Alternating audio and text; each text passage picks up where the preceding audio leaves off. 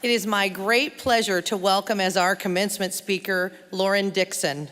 As Chief Executive Officer of Dixon Schwabel, Lauren oversees a full-time marketing communications firm with nearly 100 employees and billings in excess of $52 million.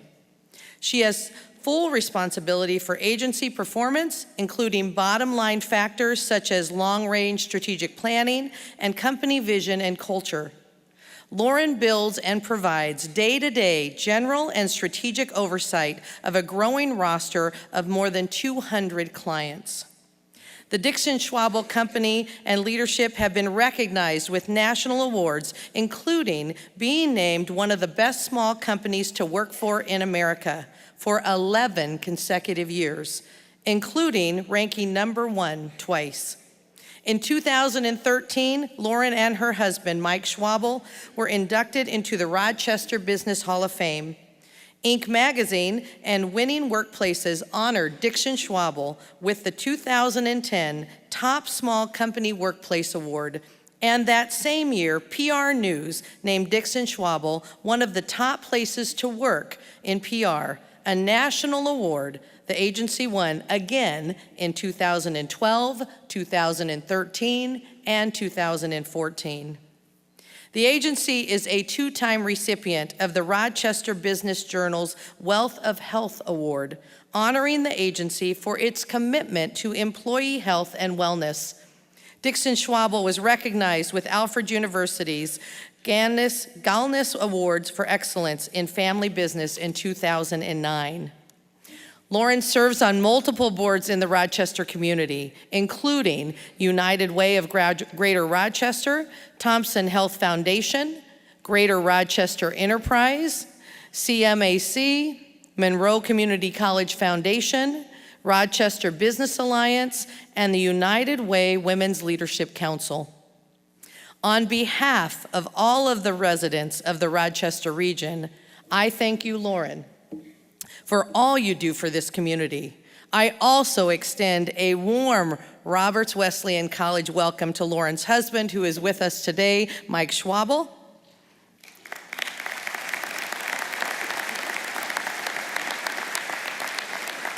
And I am extremely proud to introduce to you and excited for you to hear from Lauren Dixon, our speaker for today. Please welcome her.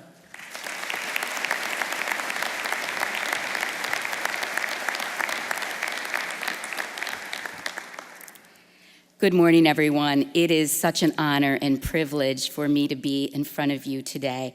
I have been part of the Roberts Wesleyan family for 29 years now, and this just delights me and thrills me. Okay, so everyone who is graduating right now, I need for you to stand up. Yes, I do. This is a big deal today, okay, and you need to participate. By a show of hands, and I mean both hands, okay? You ready?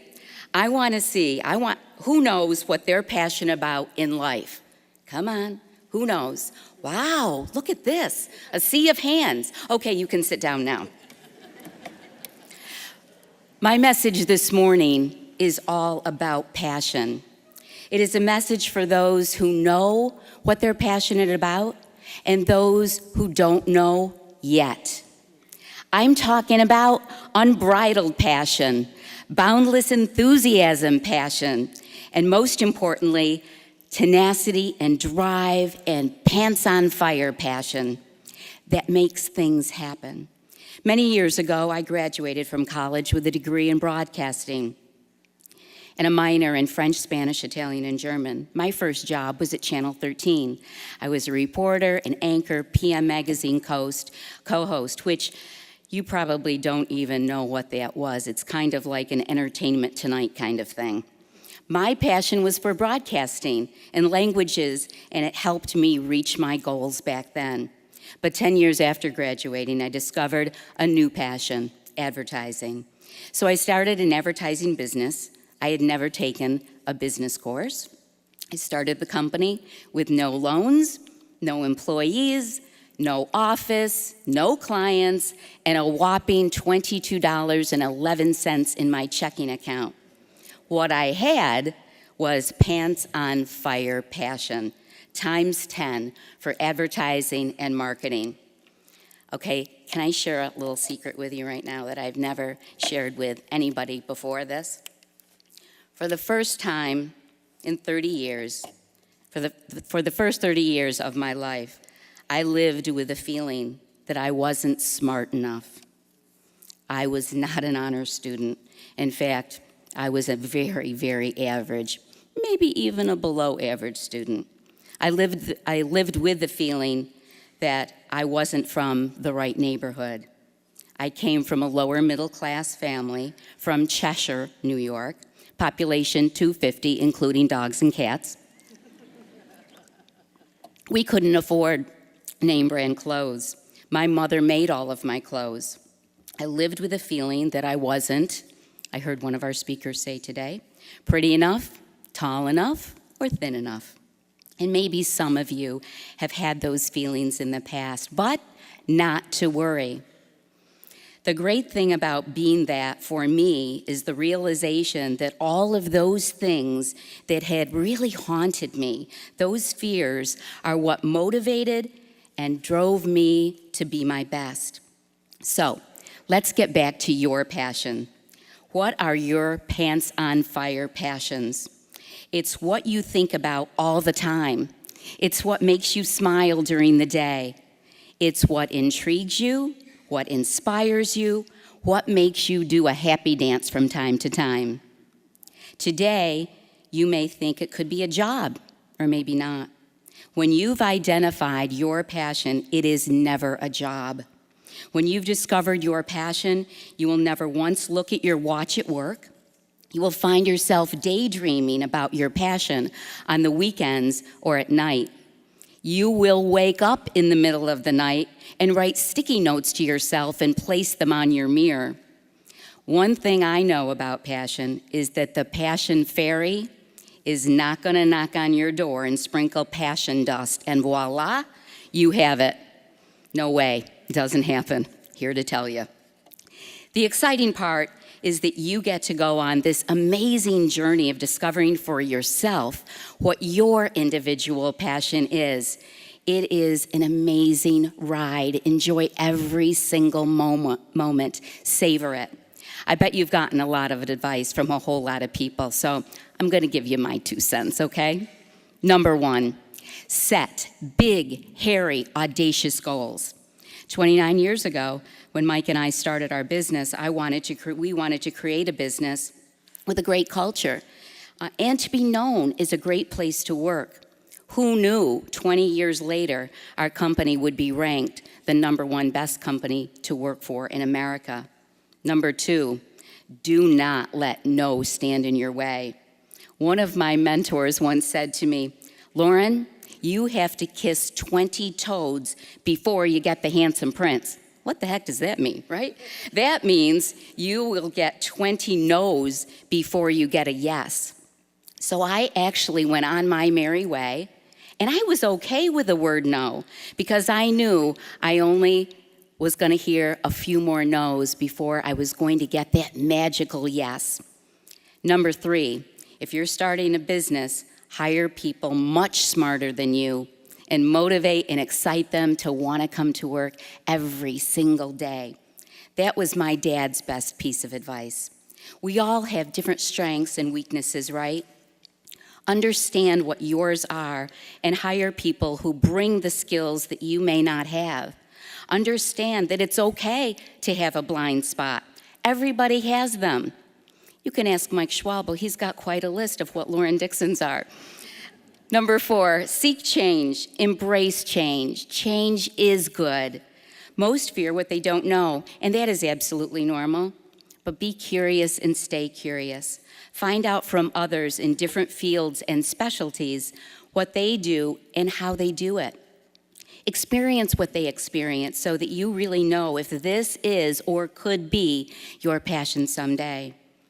The truly exciting thing about your journey is that what you're passionate about today, right at this moment, will most likely change. At 20, my passion was journalism. 10 years later, it was owning a business. And trust me, if my math teacher ever knew I was running this business, he'd be rolling over in his grave, because I would have been the last on his list to be doing what I'm doing right now. Number 5, exceed expectations. No matter what you do, go above and beyond. Don't ever do what is asked, but think about how you can over-deliver and make things easier and better for others. Take every opportunity and look at how you can think differently, and what we call in our business, deliver the wow. You'll surprise yourself on how fabulous you can be, and you'll create an experience unlike any other for all of the people that you touch. Number 6, shared core values. For me, culture is everything. I would ask you to consider making shared values a really high priority as you enter the workforce and continue in the workforce. Be picky about selecting the company you share your life with.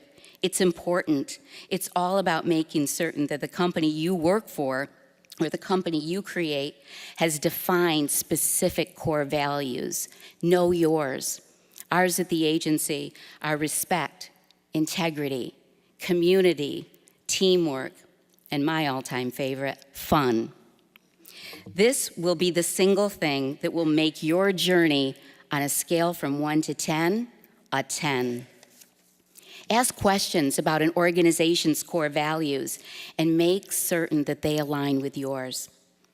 Number 7, give back. And I'm sure you already do. This is the most important point of all. Anne Frank said, "No one has ever become poor by giving." There are over 5,000 not-for-profit organizations in our community that really need your help. And you can give either time and or resources in an effort to make Rochester a better place to live and work. So, class of 2015, even though you're graduating, I want to give you one last assignment. It's not a paper, it's not a written test, and you have the rest of your life to complete it. Your assignment is this: continue to find your passion. Use it to change the world. It happened to me, it happens for thousands every single day, and I know it's going to happen for you. Okay, by a show of hands, who is ready to change the world? All right, thank you so much.